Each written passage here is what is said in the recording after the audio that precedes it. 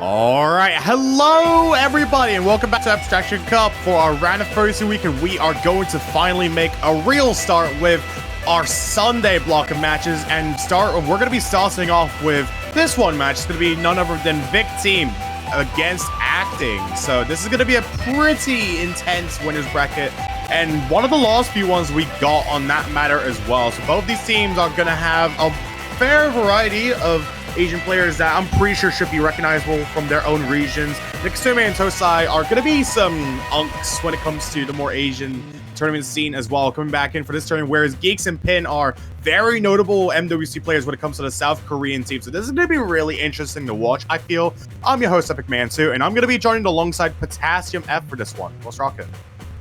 Yeah, okay. Excited for this match. Winners bracket getting more and more kind of high level as the tournament progresses, and already we're off to, in the second week, some pretty high level matchups here. As you said, Nikuzuma and Tozai, describing them as unks just kind of killed me inside a little bit.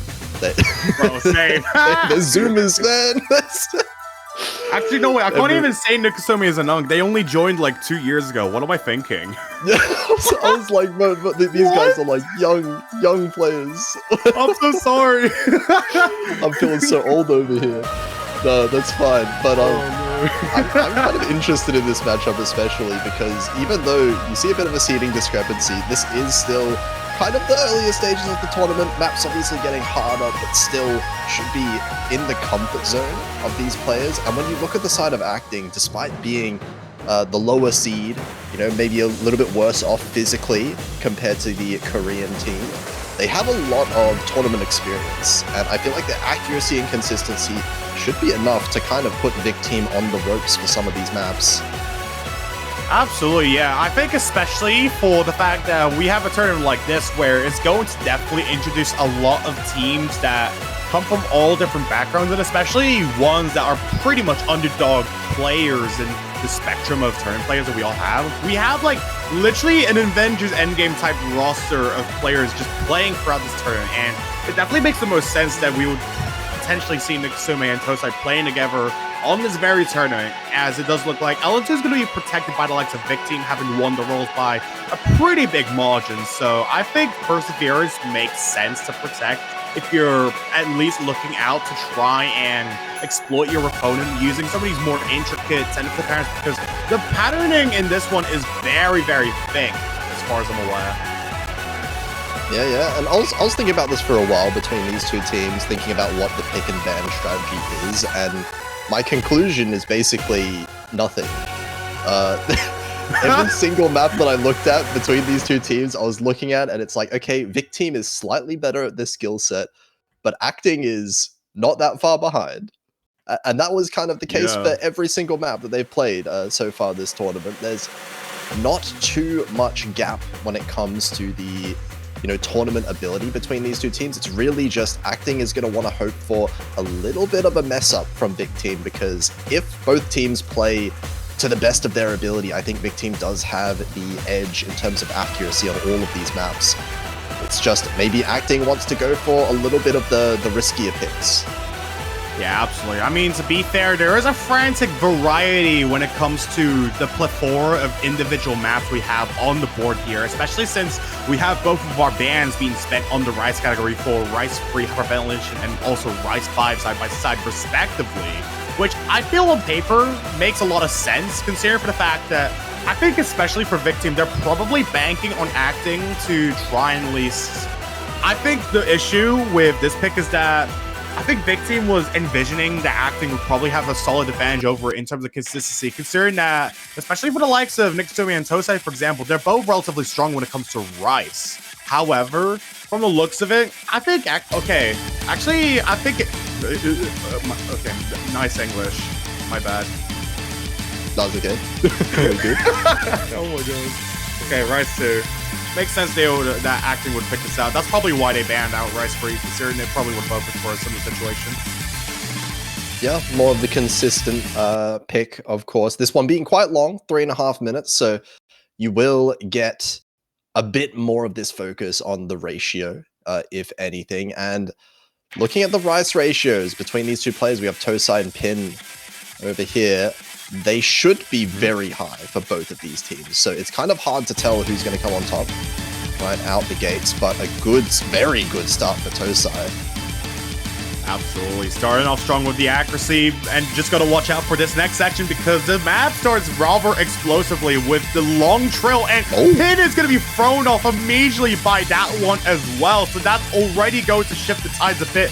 What was already a minimalistic score is now just expanded to a point where it's basically 6,000 points with advantage of one. Yeah, really leaning into the tournament experience angle here for Tosai. Going to be holding on to 99.95 still. It's dropping slowly, but definitely has the room to work with. Pin went all the way down to pretty much 99 flat after that miss. That has really hurt the accuracy and the score.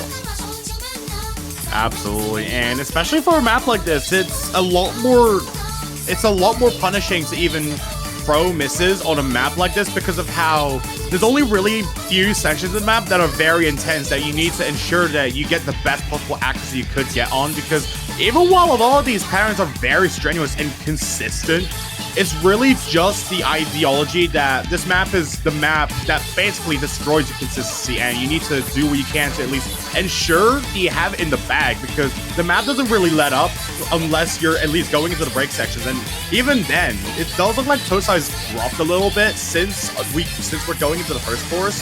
So maybe we can see some signs of life inside of Pin. It just depends on how long they keep the pin in the nail here. This one, yeah. We did see Tosai drop some 200s, but I don't think 200s are really going to matter by themselves, that is. It's still a fairly large accuracy gap, and even if Tosai drops the accuracy below Pins, this one miss difference does mean quite a lot. Absolutely, especially with a variety of these parts of the map. It's really just the fact that, especially here, you still have a lot of anchors to deal with, and even while Tosai still has the advantage in terms of accuracy, not looking to give up on their FC anytime soon, it's really just about how long you can go for the bread in this scenario without having to falter. I think that's pretty much like the main question a lot of players have when it comes to this map particularly, and why it's pretty much somewhat feasible for some, but not for the others. It's pretty much, I think this pick alone pretty much spells as to why we saw Rice Free Beam banned either way, just because it's essentially adjacent to this pick, albeit just more on core jack, yeah.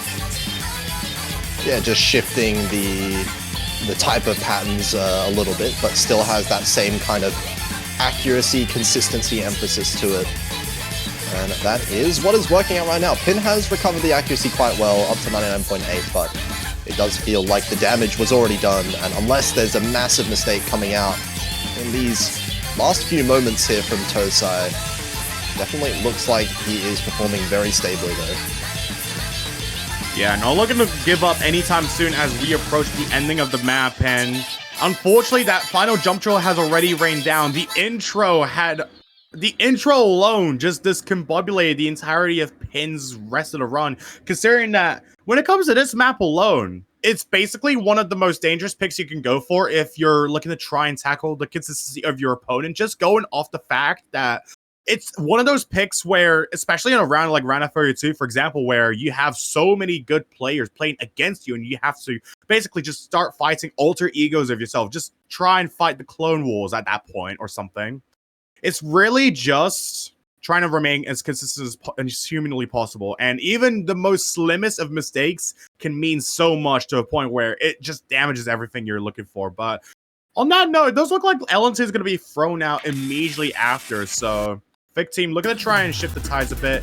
Acting is in with a first point from the looks of it. Yeah. Yep. So 1-0, Acting on the board, ending up actually with those scores at the end. Tosai not even needing that miss, even if Pin didn't get off to a start like that. Tosai was winning out on the accuracy alone anyway. So the Rice pick is actually looking quite good for Acting. If they can keep up that level of consistency and accuracy, can definitely do some more damage here, but we'll see if it's the same case on the LNs. Of course, the entire opposite side of the map pool here. And indeed. Maybe some player swaps coming in. I do think Gex was the one that played LN for some of the other maps for VIC-TEAM, and okay, funnily enough, for last week at least that I was looking at, Tosai was playing the LN and Mikazume was playing the Rice, so we've got a little bit of a switch going on. Yeah, this also is a little bit interesting now that you pointed it out there, Potassium. I think, especially in an early round, such as round of 32, for example, I think a lot of teams would strategize around trying to avoid giving as much information to their opponent as possible, because I think especially in a tournament as competitive as this, it's no wonder that many other teams in the future are going to be wanting to try and analyze literally every single millisecond that one person could be moving their fingers at, especially when someone's going to be looking back on this VOD, for example. So makes sense we're seeing Pin and Nikasume juking it out on a pick like this already. The more density focused map, albeit this map is a little more troublesome as opposed to last week's LN density, because yes, this is the same BPM. However, the patterns are a lot more technical and denser, so this is going to be a lot easier to fumble on if either side is not careful enough. Yeah, and the accuracies are fairly close, so any mistake is going to be quite costly for either side. 99.86 right now. Pin is just eking out a bit of a lead.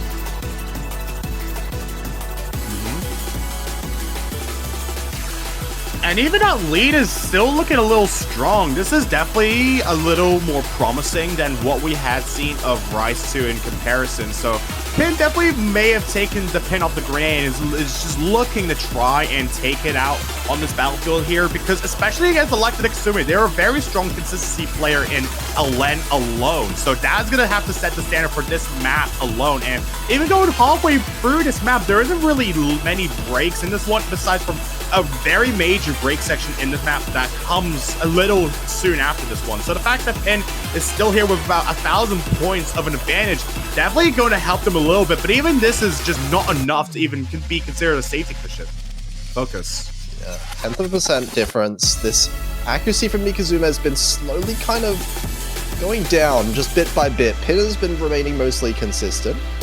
But as you said, only 1,000 points. There's not really any gap being made here.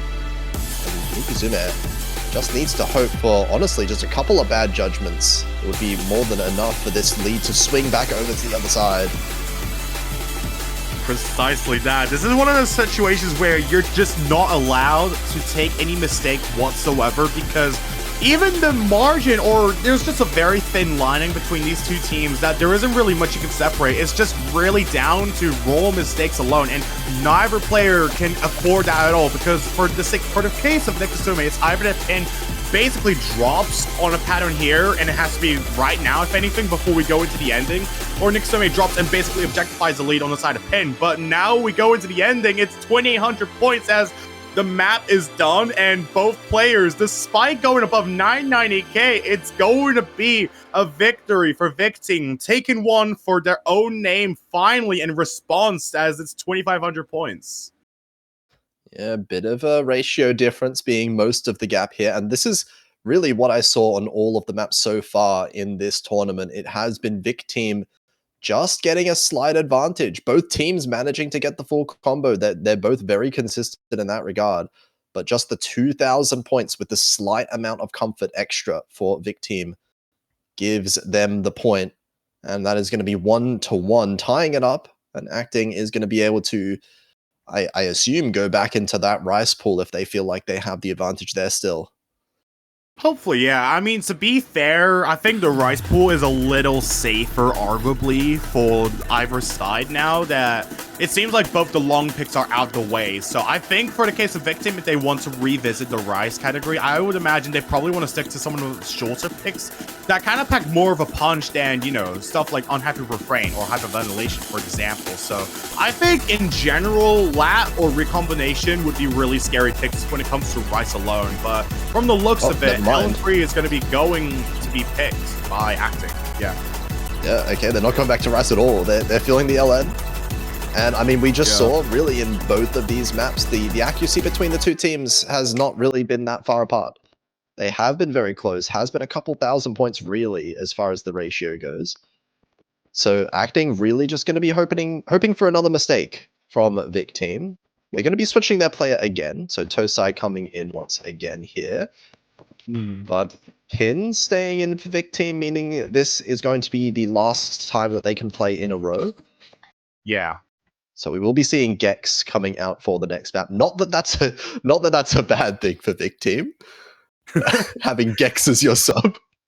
I mean, like, honestly, that's a good thing to have, if anything. Like, Gex is literally like one of the South Korean players, if we're talking full key standards. So, of course, like, Yep. if you're someone like Pin, you're able to at least brute force your way through a lot of these picks alone. Then being able to have very interchangeable rosters for various categories in the map pool is already a really strong feat by itself, as it does seem to be the case for either side regardless.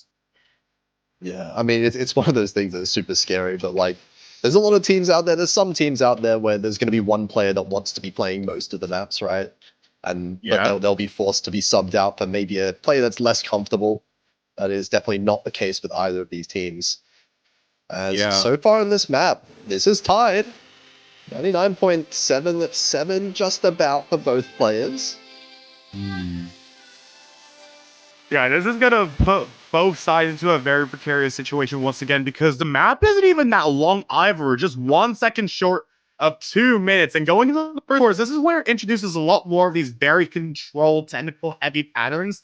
And somehow, no one still has an advantage on this. This is even worse than L2 just because we literally still see flickers between either side, just even like what 300 just being front out here, and that's giving an advantage to one side. But from the looks of it, Tosai did seem to drop a little bit, so that's gonna give him a little bit of leeway going into this VPM change. But how long can that really last? Because this is the final quarter of the map. The map literally ends in the snap of the fingers. That's how quick it is, and it's not the best situation for everyone. Yeah, and Tosai just been gradually losing this ratio, dropping down and down a couple 200s here and there, and drops again. And has just been maintaining consistent with his 99.8. And this lead is growing as we're approaching the final seconds of the map. I don't think there's going to be any chances unless there's a miss happening at the end here.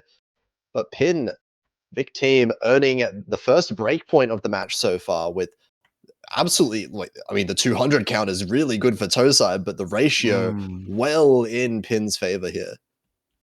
Yeah, it's really just about at least trying to be a little consistent with these LN maps because of course, when it comes to many technical LN maps like this, for example, it's objectively going to be a lot more difficult to even be able to maintain good ratio on it, because if you're a mapper like Mike, you want to ensure that you're pretty much going to be bound to have a lot of releases that are just so finicky that you just can't even get it all in one place at once. And yet somehow players are still destroying these picks, and from the looks of it, VIC-TEAM's going to be a next in line to pick. And with Gex being forced in, it looks like Rise 4 is going to be the next drug to take. Wow. Yeah, I mean, it's a good time to be, to have a forced switchover with your players, because you do get to pick the map that Gex is going to be the most comfortable with, right? Yeah. So, I mean, not that I can imagine Gex being uncomfortable with any of these maps, but still, a nice thing to be able to have on the side of VIC-TEAM. And once again, Acting is going for this no player playing two maps in a row kind of pattern here, where Nikuzume switching in once again for the second time. I think it's a bit of an interesting strategy to kind of garner from the actors themselves, considering for how I think it really just depends on, because I think one common feeling for a variety of teams playing at a tournament like this is that, if you're going to play through maps in a row, especially since we have a limit of free placed per each segment of a match alone, there's pretty much bound to be a bunch of fatigue growing on one player. So I think that's probably something that that Nikuzume and Tosai, for that matter, are looking to avoid. I mean, VIC-TEAM is clearly a very different matter, considering we had Pin play for 3 maps in a row, and despite fumbling on Rice 2, they pull off a really strong performance on these LN maps to at least bring some for their team, as Gex is going to be trying to be the breadwinner for this Rice map on the other hand. Yeah, and this is a very short one as well, by far the shortest we've seen, just over 1.5 minutes long, and Nikuzume does start dropping the accuracy now that we're getting into these bursts. Understandably so. I don't understand, however, what the hell Gex is doing, 99.95 doesn't really drop much in terms of ratio on any of these bursts. This is quite a large accuracy gap, all things considered, as Nikuzume still dropping down to 99.6 range now. Yeah, that's going to be a bit of a dent put in the car of Nikuzume here, because I think following up on what you were saying about comfortable picks for Gex and stuff, I think especially for a variety of these maps, these are going to be fairly comfortable for the most part. The only issue that makes all these picks a lot more discomforting, on the other hand, is just the fact that, especially in round of 32, with all the players that are playing in the mid seats, for example, they're literally somehow matching up to our top seeds in this round in particular, which makes things a lot scarier. We almost had a tiebreaker with our 8-seeded team against the likes of a C28 team as well. So that pretty much already sends waves that the seeding in this tournament is literally going out the window when it comes to this winners bracket, especially this early, which definitely sends shockwaves across this tournament. But 998K is going to be what Gex is going to achieve on this one. Wow. Yeah, such a clean score. Coming in for the first map for Gex being played in the match, and really nothing you can do. If you're Nikuzume, you look at that score and you just kind of like, you know, nod your head like, yep, okay, that was what I was up against, that's fine. Indeed, yeah. It's just these kinds of scores in general where it's like, you just know that these teams are able to cook where it's really needed. And oh, dear Lord. Acting is the next in line to choose, and while VIC-TEAM is basically 1 point away from a match point, there's a bunch of options Acting could go for, I guess. The only issue is that they had an advantage on Rice 2 because of a little fumble that Pin took along the way. So I'm just wondering, where exactly do you go from here if you want to try and throw off the VIC-TEAM themselves, if it doesn't seem like there's really many consistency-oriented picks here on the board, besides from maybe Hybrid Free, perhaps? Yeah, I mean, I feel like there's not really too many picks where Acting would have the advantage. But I mean, basically all of the picks, it feels like Acting is able to get close enough, right, to have the potential. But it's just which one is the most likely, really, for there to be a mistake on VIC-TEAM should be the thought process, I feel like. And the hybrids are going to be attacked next. This is the last part of the pool we haven't touched yet. Yeah, Trinity Force is going to be thrown out into the fray here.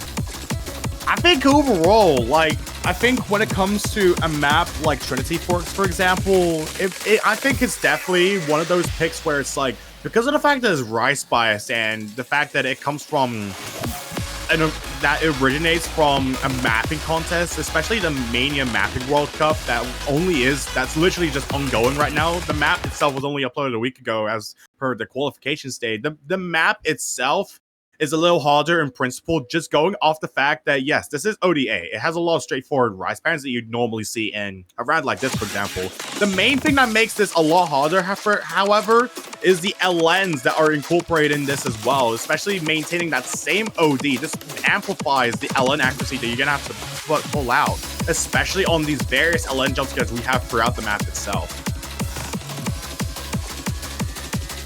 Yeah, gonna be a tricky one, but seems like neither team so far being very phased by this intro. Very, very close in terms of accuracy. Oh, there's a few 200s by Nikuzume. Ooh, on that one bit of a burst pattern. Nothing too serious though. Can definitely recover still from this. Yeah, I definitely think with this map alone, anyone's just prone to mistakes just because of how brutal some of these patterns can be if you're at least expecting it. Going into this section, this is the first course we got. There's a lot of LN flams and bursts that are introduced. A lot of these dumps, a lot of embedded mini jacks that are just really tough to hit on one hand especially. But Pin seems to at least have a really small bias advantage. However, it's very unsafe, but as I say, the next time is going to be taking drop. Wow. Yeah, call that a big advantage now. That is going to be a quite large point swing. One miss is going to do a whole lot when on the other side, VIC-TEAM has not missed a single time since that first map.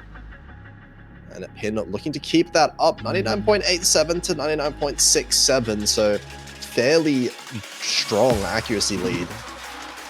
Along with that one miss.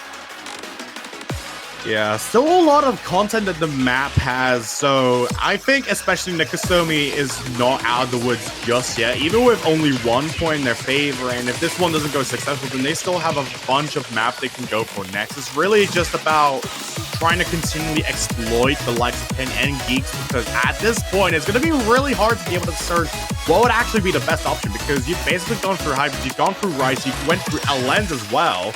There was only one Rice map that went successfully, and it was the one that Tosai played. So, what can we get up this? Yeah, hard to really say, because that was... There's not really any other maps in the pool that is very similar to that Rice 2 that we saw.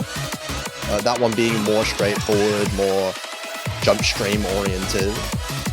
Those maps are far, well, a few to be seen in the map pool, that is. Most of them are going to be much more complex to try and get good accuracy like this one here. And so far, Pin, again, I haven't seen this accuracy move, like, at all. 99.87 from start to finish, it seems like. And this lead only grows over time. That's a really strong accuracy lead from the likes of Pin, because I saw it decrease, but it was only by 0.03%. That's how low Pin was willing to stoop for a pick like this. And even now, going into the ending, the difficulty is gone out the window. So all there is just this final burst. It's a 996k almost on this pick alone. How do you do this? Oh my god, it's a V1 double S as well. It's too clean. Oh no. Nikizuna with just the one miss, but we can see that one miss didn't really matter anyway. Even without that, this accuracy it just leaves no openings. Exactly. It's just cursed the whole way. It's full one in favor of VIC-TEAM now, and at this point, I feel like they might just bring out Rice 6, because I think for Geeks, they did really well on the likes of Recombination. So I feel like at this point, it's pretty much inevitable they would go for Rice. But as I say that, okay, they're going LN instead. Okay. Yeah, I mean, look, VIC-TEAM has found success in every part of the pool. I'm not going to be opposed to whatever they decide they want to pick. Same. That's pretty much the benefit of having a very well-rounded team in general. Like, of course, not to discredit acting, because they have a really solid roster as well when it comes to at least dealing with the variety of maps we're having in these map pools alone, and especially ones that kind of break the rules a little bit to enhance the competitive experience and also just amplify nerves a lot more in the earlier stages, as opposed to perhaps most other tournaments where, you know, you'd probably expect the same thing.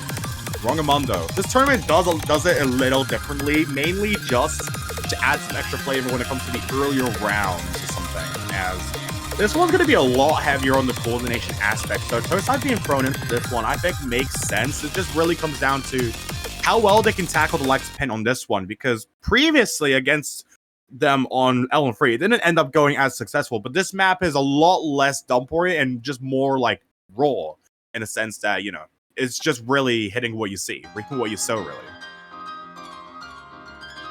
Yeah, Tosai coming back in this one now. We'll see if Acting can get back on the board. This is their last opportunity. If they want to make this match a bit more close towards the end here, or pull off the reverse sweep, who knows. Hopefully. I mean, there's only really one way to find out, and this map's going to be incredibly crucial for the actors now, because this map has a lot of tricks up its sleeve. As soon as it pulls off the color a little bit, it literally just provides a lot of these really dense parenting, but Tosai's the first to miss, as we're going through a variety of parents, and that miss alone is going to really hurt the scoring of Acting and hurt the chances of even being able to take this back, unless Pin misses. But the likelihood of that happening is where now? I have no idea. What? Yeah, it definitely doesn't really feel like... Wait, never mind. Bro. Okay. Okay. Yeah, one for one. It is still in Pin's advantage overall, though, because Tosai's miss earlier, much more messy. So it's going to be about a 0.2% difference between Pin and Tosai for now. Yeah, thankfully for either of these players, the only thing is that Pin only just about caught up past the combo cap, so Tosai still has a little bit of lineage when it comes to accuracy alone and just making sure that they have the combo intact through the hidden filter. It's just that, you know, it's going to have to come down to a little more if the likes of Tosai wants to be able to take this map, because they have to take it for their team if they want to remain in the winner's bracket and don't want to get kicked down this early against a powerhouse team like the VIC-TEAM as well. Yeah, for sure. Keeping close though now. Tosai is managing to close this gap. 0.1% only now between the two players as we're getting closer and closer. Wait, Pin is dropping a little bit. Yeah, it does feel like Tosai's accuracy is rising a little bit faster, but not quite fast enough as we're approaching the end of the map already. It's going to need to be maybe a couple of accuracy drops from Pin's side if Tosai wants to really secure this comeback.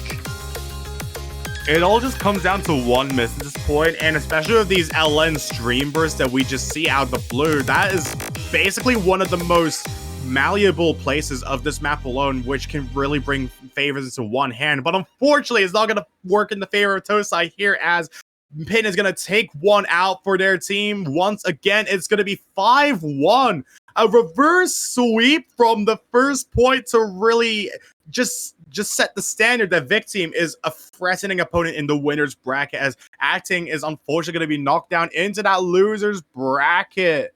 And oh goodness, the fact that we have so many teams like playing in this tournament that are just so insane in this early game is really going to be an absolute monster of a tale for many other teams going into the next round, especially as Acting is going to have to face between either Makiba or Minever, whereas the Lies of VIC-TEAM is going to actually face Cosmic Princess Kaguya in the next round.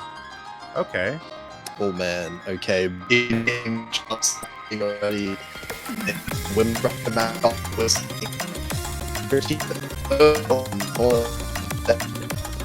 so it's so not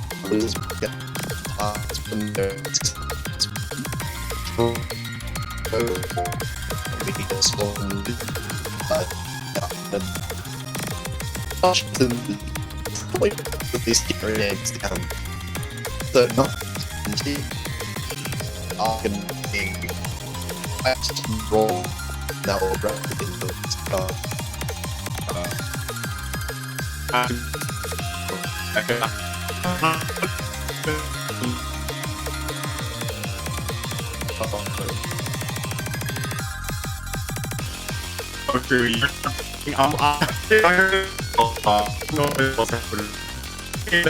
from the side,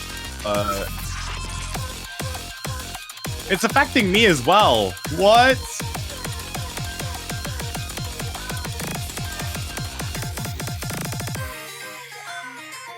Okay. What's up? Discord was dying for a second. Sorry about that. Oh my god, that was crazy. Oh, yeah, I think we probably both just turned into robots for a bit there, but it happens. Yeah, indeed. Streaming from across multiple different continents here, but that is going to be it for this short stream. We'll be back for 14 UTC, the classic time slot where every single place in the world likes to schedule their matches. So we're going to have 2 in the same time, right? In this one in 25 minutes. So make sure you stick around for that one. Indeed, yeah. There's going to be a lot more matches happening in this block of matches that we got. We have like 2-1 matches happening in the next hour, and then once we come back at 18 UTC, we're going to be bombarded with a lot of matches that will end off this Sunday block of matches. So definitely stay tuned for each of those matches, because we're still going to see a lot of competitive goodness here and there in the Abstraction Cup, and especially bring us toward our round of 16 weekend, which is literally just around the corner. So once again, this has been Epic Man 2, joined by PotassiumF. We'll catch you all in the next episode. See you in about half an hour, and take care.